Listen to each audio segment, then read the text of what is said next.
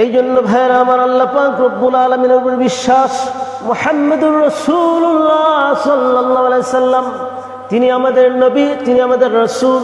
এটা শুধু মুখ দিয়ে বলার নয়, অন্তরের ভিতরে স্বীকারোক্তি।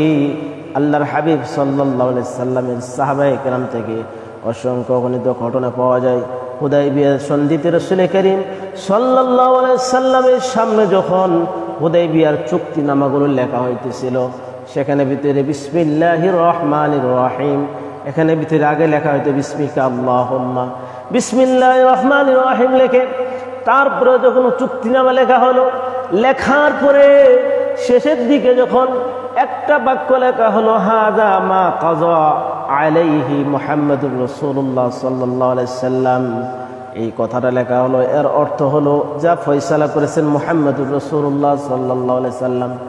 তখন ওই জায়গার ভিতরে যে কুরাইশ নেতৃত্ব ছিল সে আপত্তি করে বসলো, ওগো মুহাম্মদ, এই যে চুক্তির ভিতরে মুহাম্মাদুর রাসূলুল্লাহ যদি লেখা হয়, এটাই যদি আমরা মেনে নিতাম, তাহলে তোমাদেরকে উমরা করতে বাধা দিতাম না, তোমাদের সাথে আমাদের কোনো যুদ্ধের কোনো প্রয়োজন ছিল না।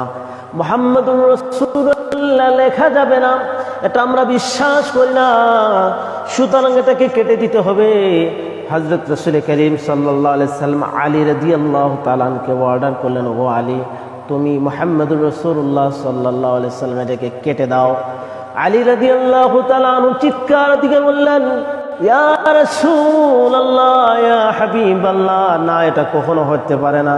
ইয়া রাসূলুল্লাহ, এই যে আমার হাত, শুধু ঈমান আমার মুখের ভিতরে না, আমার অঙ্গ প্রত্যঙ্গে ঈমান।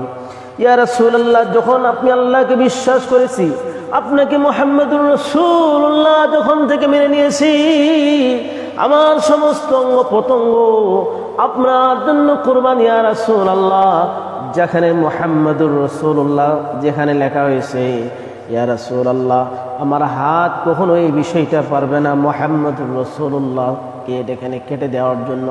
ইয়া রাসূলুল্লাহ, আমি এটা পারবো না, আমার ঈমান এটা সহ্য করবে না মুহাম্মাদুর রাসূলুল্লাহকে কেটে দেওয়ার জন্য। আল্লাহ পাক রব্বুল আলামিন এখানে কুদরতি খেলা দেখাইলেন, কারণ আলী রাদিয়াল্লাহু তাআলা আনহুর ঈমান ছিল, মুমিনের ঈমান এমন হওয়া প্রয়োজন। ঈমানের অর্থ হলো সমস্ত অঙ্গ প্রত্যঙ্গ সাক্ষ্য দিবে মুহাম্মাদুর রাসূলুল্লাহ সাল্লাল্লাহু আলাইহি সাল্লাম আল্লাহর রাসূল, ওগো আল্লাহর নবী।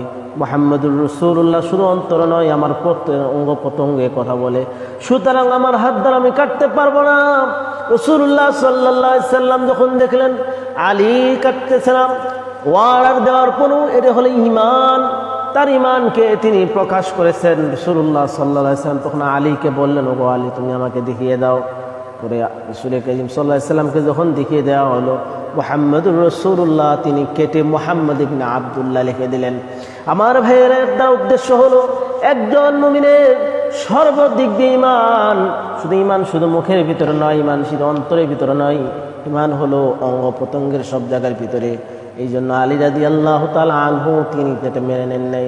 সুতরাং প্রত্যেকটা মুমিনের তাকাজা হলো, ঈমানের তাকাজা কথা বলে দিল থেকে শুধুমাত্র অন্তরে বিশ্বাস নয়, অঙ্গ প্রত্যঙ্গ সব কিছু একমাত্র মুহাম্মাদুর রাসূলুল্লাহ সাল্লাল্লাহু আলাইহি সাল্লাম আল্লাহর রাসূল, এ কথা স্বীকার উক্তি করে নিবে। এই কথা বলেন ঠিক না?